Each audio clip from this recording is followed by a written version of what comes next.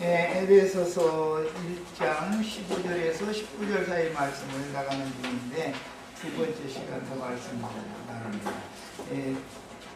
성경을 다 같이 우선 본인의 성경을 찾습니다. 신명기 29장 26절 찾아서 읽습니다. 큰 소리로 또박또박 읽습니다. 신명기 29장 26절.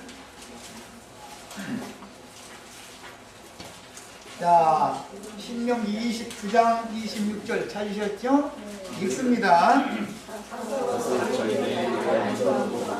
여호와께서 그들에게 주시기도 하면 다른 신들을 따라가서 그들을 부르고 절하리라.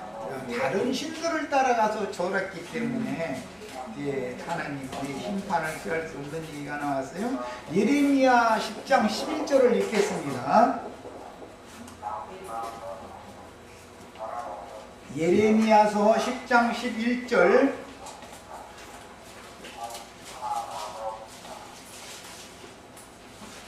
자, 찾으셨죠? 읽습니다.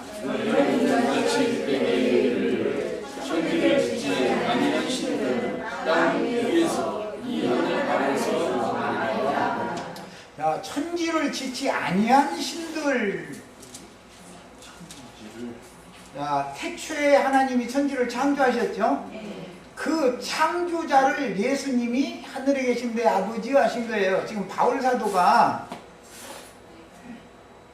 우리 주 예수 그리스도의 아버지 하나님, 자꾸 이런 말을 했을 때 아버지가 다르다. 그럼 무엇을 보고 염두에 두느냐? 천지를 짓지 아니한 신들, 천지의 창조자 신. 천지의 창조자는 유일한 한 분이죠. 누구예요?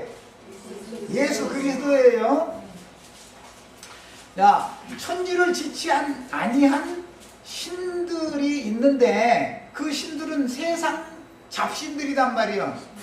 기독교가 섬기는 삼일체 신이라는 게 다 그 잡신에 들어가는 거단 말이에요. 조물주신을 염두에 두는 말이 아니에요. 천지를 짓지 아니한 신은 땅에서 하늘나라에서 망한다 그랬어. 세상 심판이라는 것은 사실은 영들을 심판하는 거예요. 실제로는. 그렇기 때문에 영들을 구원하시고 영들을 심판하시는 얘기를 잘 염두에 두세요. 천지를 짓지 아니한 신들을 지배하는 신이 이 세상 임금 마귀죠. 내 아버지요 하고 하늘에 계신 하나님 아버지 하고 이름을 불러놓고 기도를 하지만 사실은 천지를 짓지 아니한 신들의 지배자인 마귀를 부르는 소리일 수가 99.99%예요. 이 싸움을 하는 거예요. 우리는 아버지가 누군지를 모르면은 세상에서도 이상한 여자가 나면 상스러운 욕 듣죠? 호루 자식이라고 그래요. 그게 무슨 말이에요? 그 애비가 누군지 모르는 놈이다 그 말이잖아요. 그 어머니가 정상적인 가정생활을 하지 않았기 때문에 동네 사람들이 그런 여자가 난 자식 보고는 그렇게 상스럽게 욕을 해요. 우리 형제 자매님들은 그런 사생자가 되는 신앙생활을 하시면 안 되겠어요. 조물주 나의 아버지를 알아야 된단 말이에요. 아무 보거나 지나가는 아저씨 보고 아버지 아버지하고 하면은 됩니까 그게? 나를 낳아서 길러준 나의 생명의 근원자 보고 아버지라고 해봤죠. 성경이 말하는 하나님 아버지라는 말은 만유의 아버지를 말하는 거예요. 조물주를 말하는 거예요. 천지를 창조하신 자를 말하는 거예요. 자, 이제 더 말씀을 이어나가겠습니다. 우리 주 예수 그리스도의 하나님 영광의 아버지, 이게 얼마나 중요한 말인지를 잘 아셔야 돼요. 이스라엘의 12지파의 조상의 하나님은 출애굽기 3장 14절, 여기는 찾아 읽어보겠습니다. 출애굽기 3장 14절. 자, 읽어봅니다. 천지를 지으신 하나님 누구냐 이거예요. 그러면 천지를 짓지 아니한 하나님도 있고 천지를 지으신 하나님이 있는 거 아니에요.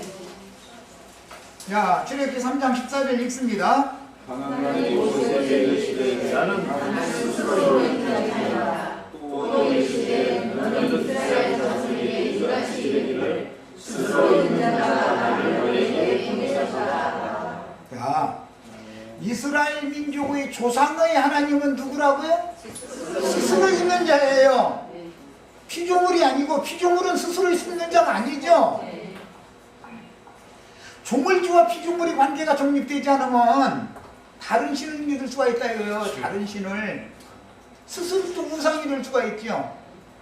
이런 정확한 성경의 신관을 정립이 되지 않으면 이만희 장길자 뭐 박명호 뭐 해가면서 우리나라에 뭐 하나님 뭐 하는 저 재림 메시아가 뭐 50명이라나 뭐 몇 명이라고 온다는데 그놈 보고 한번 물어보세요. 네가 천지를 지은 신이야? 한번 물어보세요. 그러면 뭐라고 대답하는지. 근데 뭐 박명호가 그놈은 지가 태초부터 있는 그라고 뭐그 장난이 뭐 얼마나 높지만은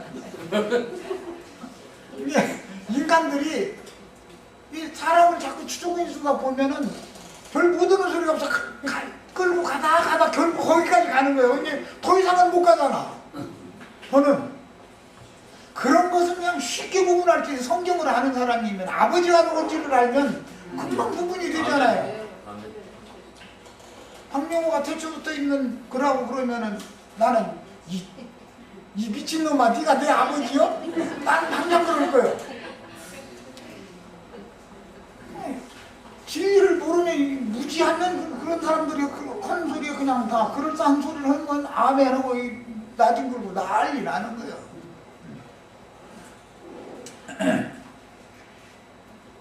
이스라엘 12지파의 조상의 하나님은 스스로 있는 자예요. 천지를 지으신 분이에요. 태초에 하나님이 천지를 창조하시니라 그 하나님을 아버지라고 부르는 거예요. 아셨죠? 야, 이것은 지혜와 계시의 영을 받아가지고 마음 능히 밝혀지지 않으면 알 수가 없는 문제다는 거예요. 아버지를 아는 것이 이렇게 비밀이요.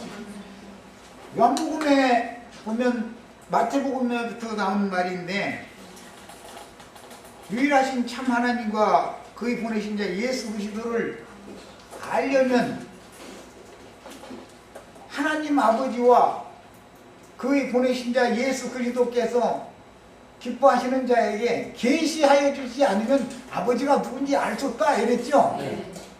아버지를 아는 것이 영생인데 아버지를 알 수 없다 그 말은 믿는다 하지만 사생자들이 많다라는 뜻일 것이고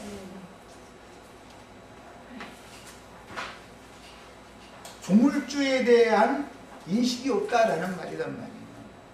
나는 피조물이고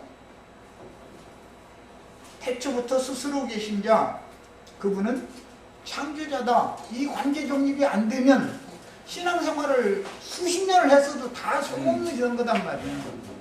제일 중요한 것은 신관을 정립하는 거예요. 신관을. 그 바탕 위에서 다른 것도 추구해야 되는 거예요. 신관이 틀리면 다 틀리는 거예요. 아버지가 다르면 다 모든 게 다 달라지는 것이죠.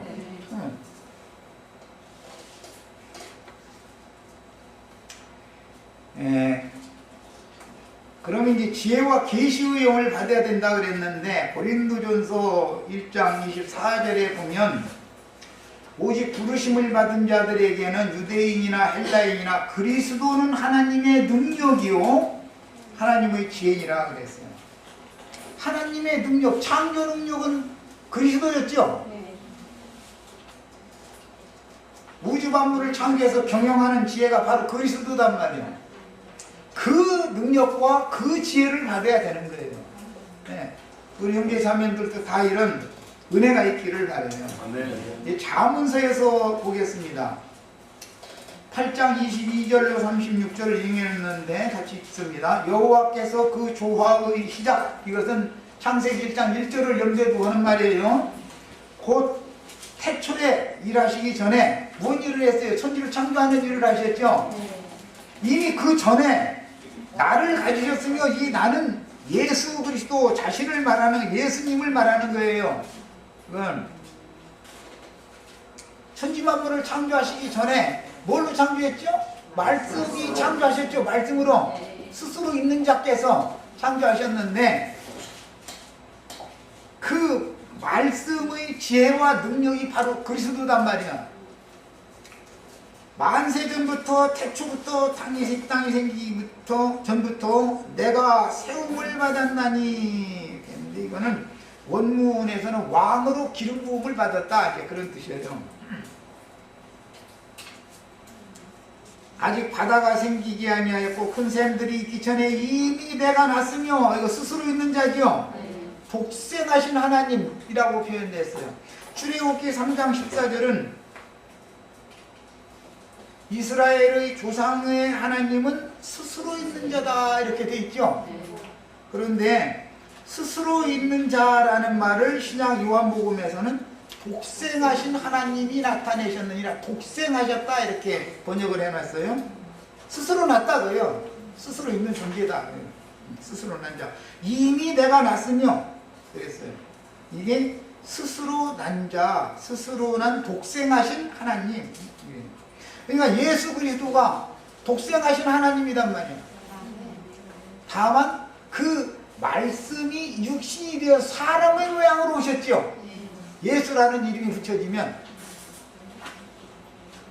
산이 생기기 전 언덕이 생기기 전에 내가 이미 났으니 독생이란 말이에요. 스스로 독생하신 하나님을 말하는 거예요.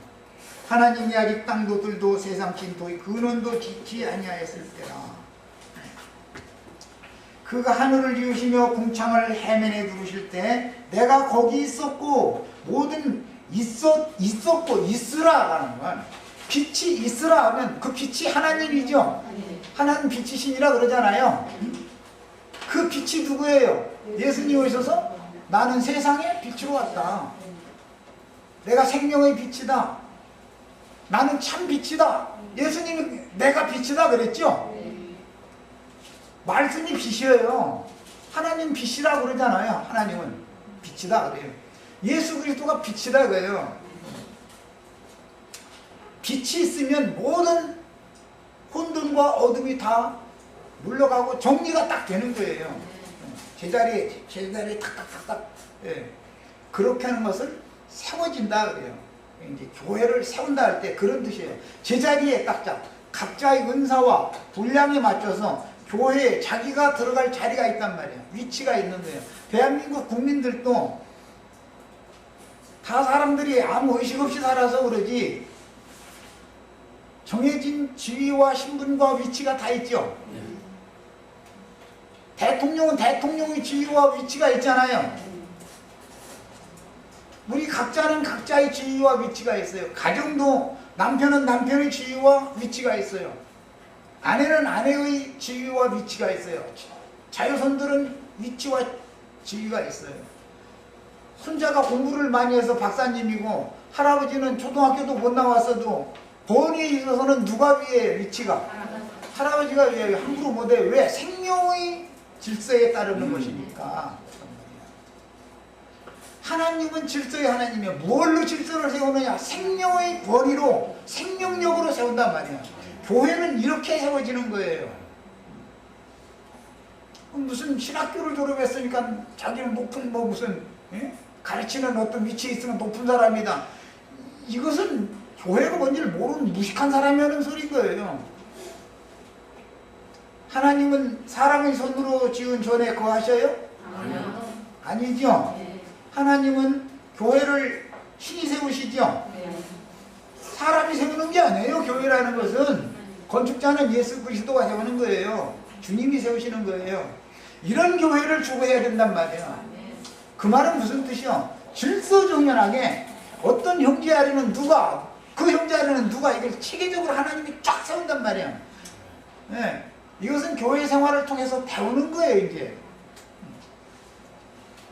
질서가 무너지는 것이 반역이죠. 예를 들어 그럼 이제 세상 말에는 하극상이라고 그래요. 하극상.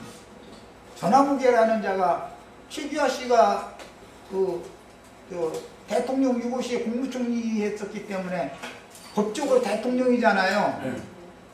그런데 그냥 막 갖다 대통령실에 막 그냥 권총 딱 차고 이러고 막 들어다니는 그렇게 하면 돼야 안 돼요, 법에. 대통령이 힘이 없으니까 말이에요. 힘이 있으면은 그 무조건 사형감이에요. 옛날에 왕 뒤에 이 호위 무사가 있어요. 그 사람만 칼을 들고 지킬 수 있는 거예요, 왕을. 나머지 누가 바쁘다고 저 전방부대에 전쟁 수행하다가 급하게 혁대에다 찬 그 무기 칼이나 창이나 이런 것을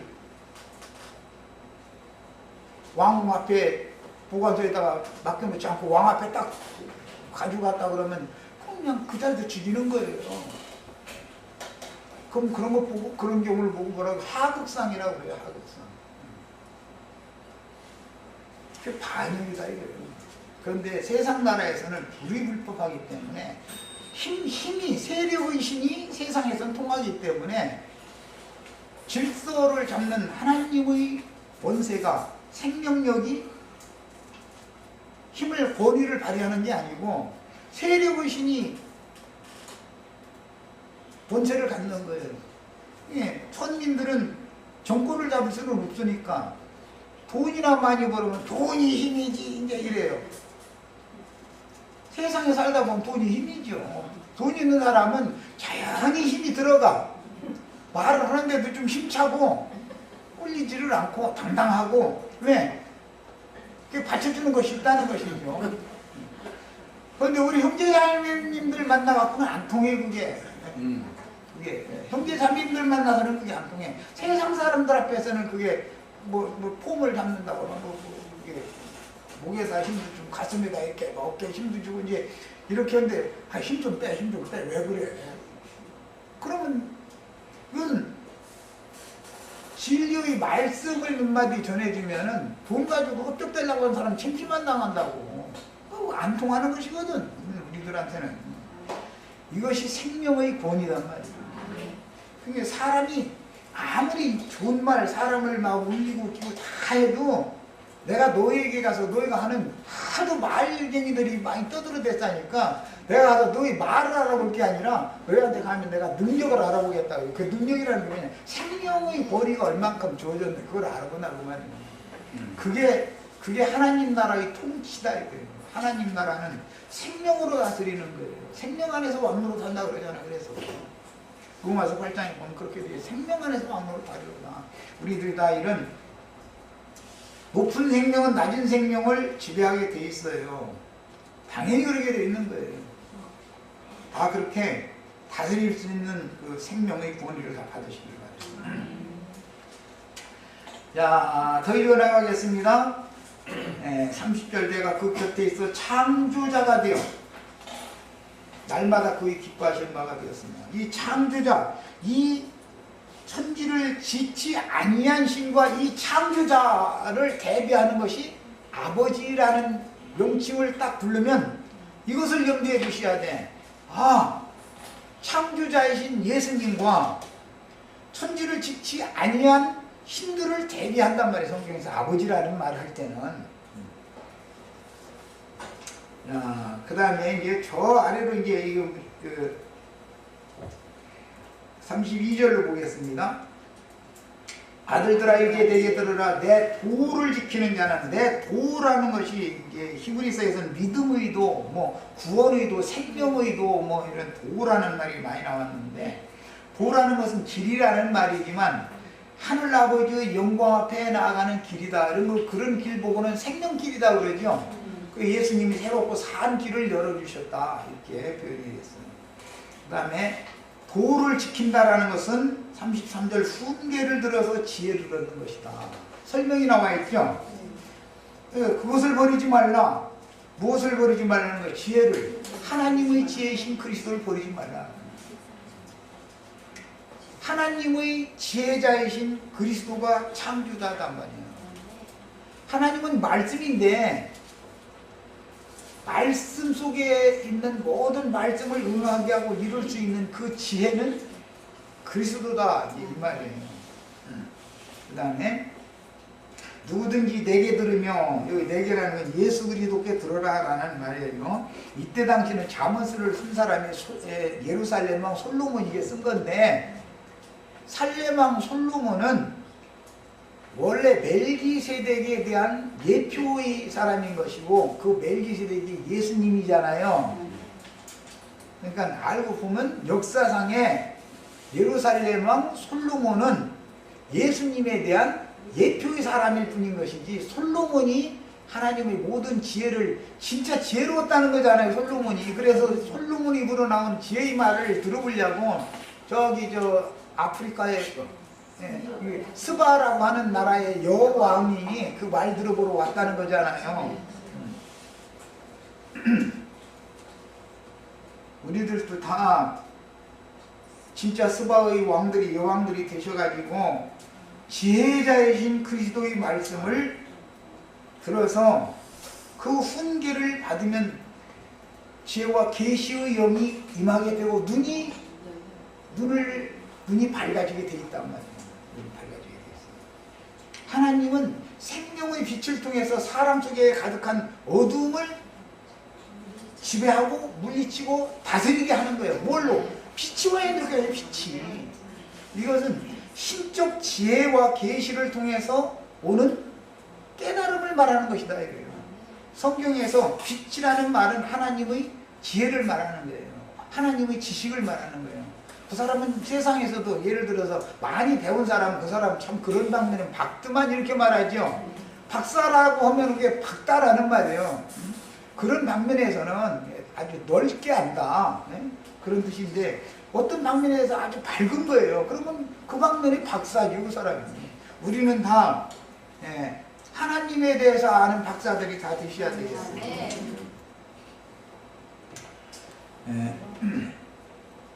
대저 나를 얻느냐는 생명을 얻고, 예수 그리스도가 생명이죠.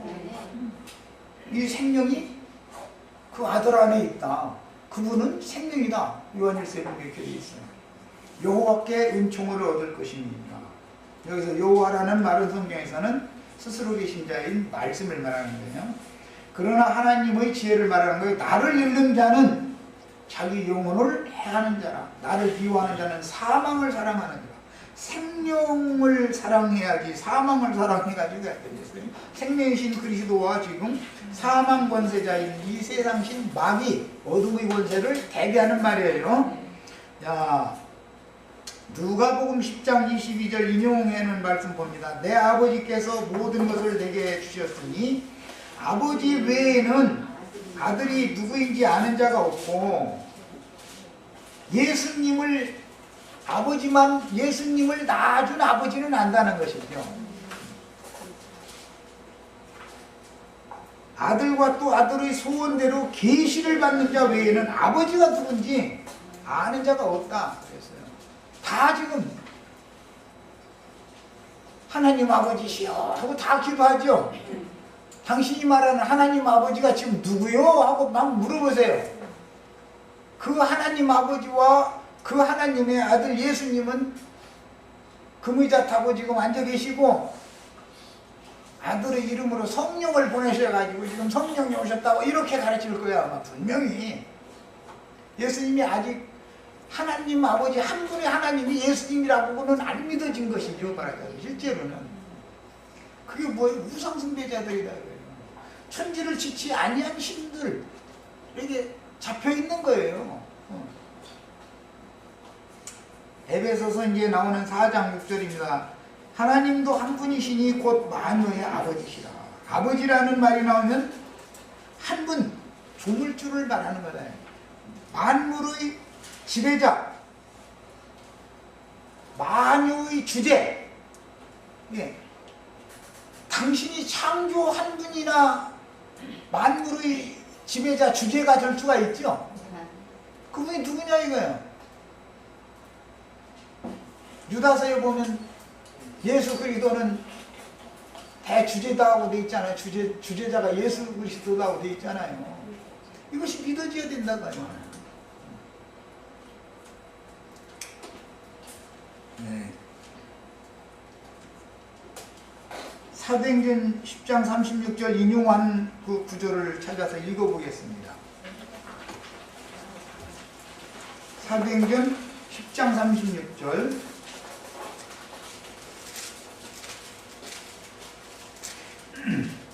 자, 읽습니다. 만유의 주 대신 예수 그리스도로 말미암아. 만유의 아버지가 만유의 주인이죠. 만유의 주가 되신 분 누구라고요?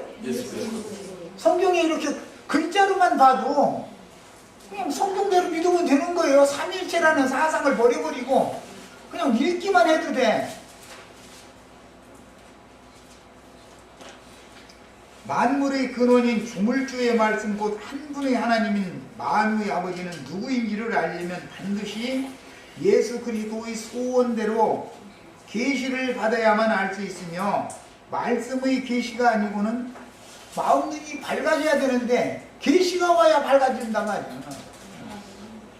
하나님의 독생자인 예수 그리스도를 알 수가 없다. 아버지가 알게 해주는 것은 예수가 누군가를 알게 해주시고 예수 그리스도는 아버지가 누군가를 알게 해주시는 거예요. 아버지는 아들을 증거해주고 아들은 아버지를 증거하는 거예요. 이렇게. 그런데 이제 아버지 아들이라는 용어를 이렇게 해놔가지고 세상 나라에서 아버지와 아들과의 관계를 생각하다 보니까 성령님은 손자야 되죠. 어제도 내가 어떤 분을 전화상에 통화를 하다가 성령님은 그러면 품수가 뭐냐? 내가 일부러 이렇게 했더니 대답을 이제 안 하면 안 돼요. 손자라고 할 수는 없으니까 안 했겠죠. 이 말은 생명으로 생명을 낳은 것을 지금 말하느라고 그런 건데 말씀이 육신이 됐을 때 그 육신은 아들이라고 표현을 했다. 말씀은 아버지인데 말씀으로 낳았으니까 우리 형제 자매님들이 똑같이 하나님의 아들들이지요. 지금 왜 하나님의 아들들이에요? 말씀이신 아버지가 진리의 말씀으로 우리 형제 자매님들의 영혼을 낳았으니까 그렇죠. 자, 이런 개념이지 그 나 한이라고 하는 것은 오직 예수님에게만 적용하고 우리들에게는 복수를 늘 성경에서는 그래서 관사를 붙이는 경우는 언제든지 예수님한테만 적용한 거예요. 이 개념을 잘 아셔야 돼요. 곧 내가 그다 예수님이라 그 말할 수 있죠. 똑같은 말을 박명호가 한다는 예를 들면 박명호가 지가 조물주는 아니잖아요. 박명호가 듣지도 않는데 자꾸 박명호 얘기해서 허나만한 소리인데 그 다음에 이제 여기 본문에서 하나님을 알게 하시고 라고 그랬는데 에베소서 이 말씀이 요한복음 19장 3절에는 아버지가 누군지 아는 것이 영생이죠. 그런데 계시를 받지 않으면 아버지를 모른대잖아요. 사람이 육신의 세상에서 아버지를 모른다라는 말은 자기 어머니가 이상한 여자라는 뜻이에요. 사실은 아버지가 누군지 모른다. 물론 정숙한 부인이지만 뭐 전쟁이라든지 뭐 무슨 또는 뭐 질병 이런 것이 있어서 유복자가 태어날 수 있지요. 아버지가 돌아가신 다음에 태어날 수 있으니까 백록에서는 이미 잉태가 돼 있었기 때문에 그런 경우는 당연히 그 할아버지나 작은아버지나 친척이 당연히 있어서 그 가문이 있기 때문에 아버지를 알게 돼 있어요. 호적에 보면 비록 빨간 줄이 쳐져서 몇 년도 500을 며칠 날 이렇게 사망했다 사망 신고가 됐다 해서 호적을 그려놓지만 호적에는 남아있는 거거든. 그 이름이 돌아가셨을지라도. 애비 없는 자식이라는 것은 제일 불쌍한 사람들이 아버지가 누군지 모른다라는 것은 사실은 근본이 없는 자다라는 말이잖아요. 생명의 근본이 누구냐를 모르는 자다 그 말이잖아. 내 생명의 근본은 말씀이신 하나님이란 말이에요. 말씀으로 났어야 되는 거예요. 그래서 육신의 아버지 모르는 사람이 어디가 있겠어. 자, 이제 에베소서 1장 18절로 19절 갑니다. 너의 마음 눈을 밝히사 그랬는데 여기 성경에서 눈이라는 말이 나오면 양심을 말하는 것인데 양심의 기능은 보는 거예요. 영혼 세계를 볼 수 있죠. 육신의 눈이 육신의 세계를 볼 수 있죠. 삶을 다 보죠. 보지 못하면 판단할 수 없죠.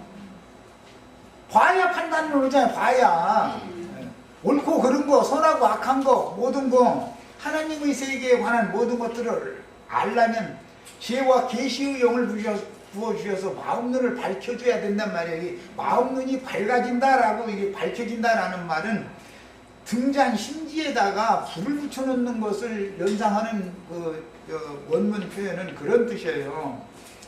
사람은 영은 등잔이에요. 등잔인데 이 영이 죽어있다라는 말은 심지에 불이 붙어있지 않다 그런 말이에요. 그러니까 어두운 것이지요 영이. 그런데 여기에다가 진리의 성령이 오셔서 심지에다가 불을 탁 붙여놓는 걸 거듭나게 했다 그래요. 정말 거듭나게 했다. 이제 거듭나려면 영이 씻음을 먼저 받아야 돼. 피의 말씀으로, 정결케 하는 말씀으로 양심을 깨끗게 하는 말씀을 받아가지고 양심이 깨끗함을 받고 나면 그 다음에 계시를 통해서 불을 탁 켜준단 말이에요. 양심이 이제 살아나죠. 죽은 양심을 해서 살아난다 그런 거예요. 자, 그래서 마음 눈을 밝힌다 그랬는데 사실은 거듭난 것과 같은 개념이다 이런 말이에요.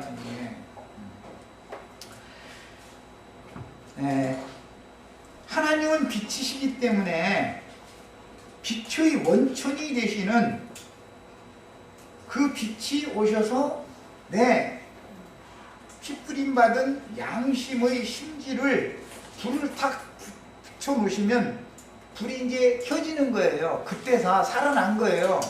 자, 그러면 마음이라고 하는 그릇에다가 성령을 계속 성령을 유입을 받아가지고 성령의 교통이 필요한 거예요. 이제 심지는 기름을 따로 올려야 되니까 기름과 교통이 계속 돼야지요. 심지가 기름과 교통이 단절되어진 기름은 저 아랫바닥에 조금 남아가지고 심지가 거기 안다. 그럼 불이 꺼지죠. 그래서 기름통을 계속 채우려면 성령의 교통하심이 늘 유기적으로 이루어져야 된다 이 말이에요. 그런데 이게 준비가 안 되면은 불이 까무락까무락 꺼지죠. 그런데 빨리 기름을 갖다 부어야죠. 그런데 기름을 붓지 못하면 불은 그냥 꺼진다 이거예요. 그럼 그게 뭐예요? 죽는 거예요. 그게 영적으로 개념이 그런 거예요. 자, 양심의 기능은 진리의 세계를 보는 것이고 양심의 기능을 하는 그 그릇이 있는데 그것이 등으로 상징이 되어져서 사람의 영은 등으로 상징이 된단 말이에요. 등의 중심 기능은 양심이에요. 이제 양심의 불이 켜야 등을 통해서 밝히지요. 옛날에 호롱불을 켜본 적 있죠. 여기 전구 안에 불을 밝힐 수 있는 그게 있으니까 이 전구가 빛을 발할 수 있는 것이잖아요. 전구 사이에 전기를 연결해 가지고서 빛을 낼 수 있는 근원 자체가 없으면 빈 전구는 소용없는 거잖아. 빛을 안 내니까. 야, 죽은 영은 하나님 볼 때는 다 사람으로서의 아무 가치가 없는 거다. 이거 쓸 소용이 없어. 그런 이치예요. 그 다음에 신자들의 마음 눈은 신자들 각자의 이제 영인데 사람과 짐승들의 차이는 바로 인간 속에 양심이 중심 기능을 발휘하는 영이 있다는 것이다. 짐승들은 영이 없어요. 예, 짐승들은 영을 밝히는 짐승들이 마음 눈을 밝힐 방법이 있어요? 없어요? 영이 자체가 없는데 짐승 보고 너 양심도 없이 왜 너 양심도 없어? 이렇게 하면 짐승이 나 양심 없어요 그럴 것 같아요? 그래가 막 고개 숙이면서 부끄러워 이렇게 앉죠? 사람들 보거나 책망을 하면 고개를 숙이고 잘못했다고 뉘우치고 눈물도 흘리고 그래요. 짐승들 보고는 그냥 육체의 본능대로 말 안 들어 후려치면 아프니까 그냥 본능을 따라서 그냥 순종을 할 뿐이지, 걔는 말로 꾸짖어 가지고서는 눈물을 흘리고 잘못했다고 이런 것을 안 해요. 짐승은 사람과 다른 점이 뭐냐 이거예요. 짐승은 양심 기능이 없어요. 영이 자체가 없는 거예요. 속그릇이 없는 거예요. 속사람이라고 해요. 속그릇이 없는 거예요. 껍데기 그릇만 있지. 자, 이제 그 말이에요. 그래서 양심이 죽어 있으면 다 짐승으로 본다. 우리가 예수 믿기 전에 지혜와 계시의 영을 부어주셔서 마음 눈을 밝혀주시기 전에는 다 깜깜이었고 짐승이었죠. 짐승이었어요. 전도의 말씀을 들어도 저 사람이 무슨 소리 하는지, 예배당 수십 년 다닌 권사님들도 이 교회에서 나누는 이런 말씀 하면은 졸음이나 살살 온다고 그러고 재미가 없으니까 그래서 막 으쌰으쌰하고 불러보고 뭐 이렇게 해가면서 막 그냥 혼을 격동시키는 얘기를 해야만 알아듣는다고 그러고, 그러니까 짐승의 마음을 받아가지고 그 마음에 어둠이 가득하기 때문에 못 알아듣는 거예요. 영의 일을 얘기를 하면. 그래서 그런 사람들을 본능으로 하는 그것으로 멸망하는 짐승과 같다 이렇게 표현을 해요. 그 다음에 영은 냉철한 판단과 이성에 따른 감정 조절과, 영이 사람의 생각, 감정, 의지 모든 것들을 영이 지배하죠. 그런데 본능적인 생각이 그 사람을 그대로 지배를 해서 본능대로 산다 그 말은 양심상 죽은 사람이다 그 말이죠. 그 양심이. 그러니까 제어가 안 되는 거예요. 이 사람은 육신이 생각해서 육체의 욕망이 이렇게 격동을 하면은 제어가 안 돼. 이 사람은 브레이크가 고장 나가지고 그냥 막 굴러가 버려. 또 굴러가면서 또 핑계거리는 또 생각을 얼마나 많이 해가지고 너무 그럴듯한 말을 아주 다 이미 다 붙잡혀가지고, 만약에 뭐 일이 자기 육체의 본능대로 안 된다 그러면은 어떻게 거짓말을 거든 이미 다 준비가 돼 있어. 인간은 다 그런 거예요.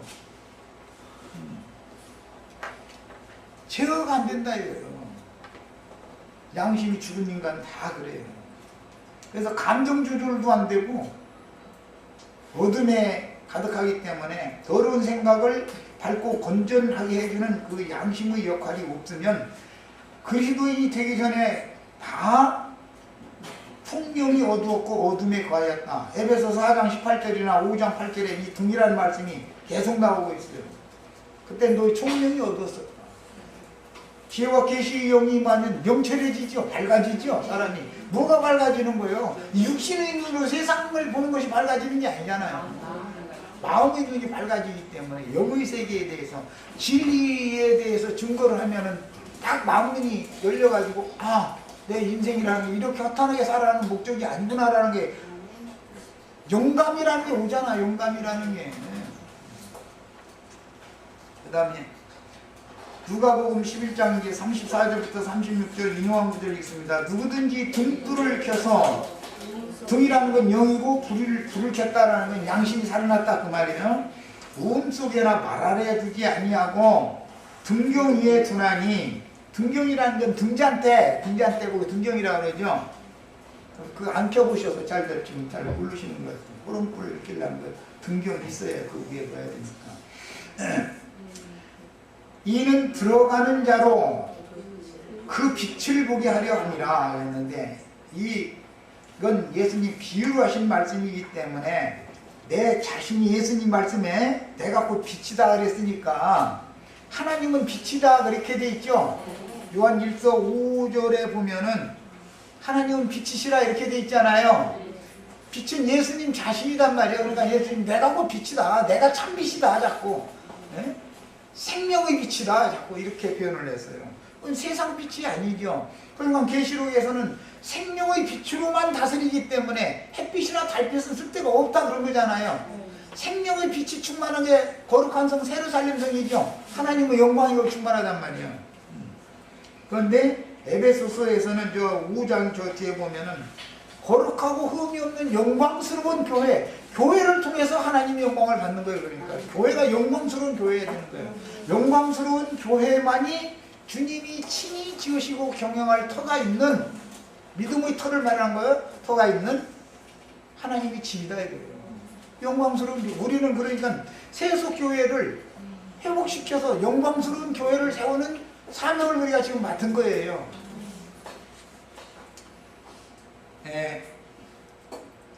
내 속에 있는 빛이 어둡지 아니한가 봐라. 속의 빛이라는 것은 마음이 깨달음이 전혀 없다 그 말이에요. 속에 어둠이 가득하다라는 말은 진리에 대해서 말하면 세상에 대해서는 밝은 체 하는 사람 치고 진리에 대해서 말하면 거부하지요. 왜? 그 속에 어둠이 가득하기 때문에 어둠의 권세가 붙잡혀 있어서 그러는 거예요. 자, 이제 사도행전 26장 13절로 23절 인용한 말씀 읽어봅니다. 이거 아그리빠 왕 앞에서 이제 바울사도 하는 말인데, 정오가 되어 길에서 보니 하늘로부터 해보다 더 밝은 빛. 이 빛은 햇빛이 아니죠. 그러니까 이 빛은 뭐예요? 창세기 1장 3절에 나오는 빛이스란 하나님 자신이죠. 하나님 빛이시라 그랬으니까 예수 그리스도를 말하는 거예요. 빛으로 오신 예수를 바울사도가 만난 거예요. 빛이신 예수를, 빛이신 하나님을. 해보다 더 밝은 빛이 나와 내 동행들을 둘러 비추는지라. 우리가 다 땅에 엎드러짐에 내가 소리를 들으니, 이 소리는 빛의 소리라고 그러죠. 빛에서 들린 소리잖아요. 히브리 말로 이르되 사울아 사울아 네가 어찌하여 나를 박해하느냐.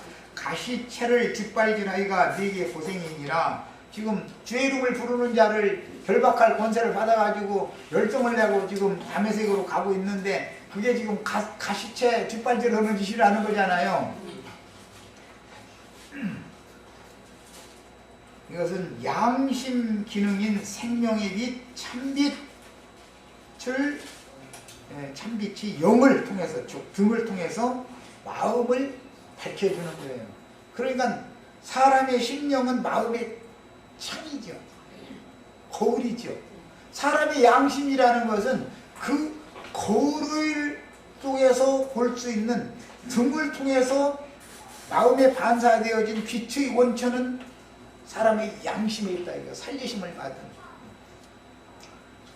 불이 켜진 양심에 있는 거예요. 그런데 그 양심이 이제 심지, 이건 생명줄이다 그러는데, 양심에는 심지가, 이제 이 등잔에는 심지가 있어가지고 기름통에 연결을 당연히 돼 있어서 기름을 계속 빨아 올리면 불은 계속 밝힐 수가 있어요. 그런데 그게 생명줄이 기름과 연결이 안 돼. 그러면 죽는 거예요. 이런 경우를 이제 뭐 자문서나 전도서나 이런 데서는 뭐 은줄이 끊어졌네, 생명샘에 그 두레박줄이 끊어졌네, 뭐 이런 얘기하죠. 두레박줄 끊어지면 물 기를 수 없죠. 그 생명줄을 상징하는 말이에요. 내가 대답하되 주님 누구시니까? 주께서 이르시되 나는 네가 박해하는 예수라. 빛으로 오셨죠. 지금 빛의 소리죠. 예수님의 말씀이지만 육신으로 오신 예수님의 말씀이 아니잖아요. 지금 빛의 말씀이지. 너희 발로 서라. 내가 네게 나타난 것은, 이렇게 지금 나타난 것은 빛으로 임하신 예수님이죠. 곧 네가 나를 본 일과 빛으로 오신 예수님을 봤단 말이에요. 그래서 바울사도가 후에 증거할 때 내가 예수를 보지 아니하였느냐. 어디서 본 거예요? 다메섹 도상에서 빛으로 오신 예수님을 본 거죠. 이렇게 봤어요. 빛이신 주님을 봤어요. 육체로 오신 예수를 본 베드로보다도 빛으로 오신 예수를 본 바울사도가 훨씬 더 밝은 거잖아요. 그래서 내가 네게 나타날 일, 지금 현재 나타났는데, 한 번 나타났죠. 빛으로 나타났는데 또 나타날 일이에요. 두 번째, 이것은 예수 그리스도와 교회에 대한 계시를 해주러 또 와야 된다 이거예요. 죄와 계시의 힘을 부어주러 오는 거예요. 야, 그때는 지금 다메섹 도상에서 나타났는데 또 나타날 때는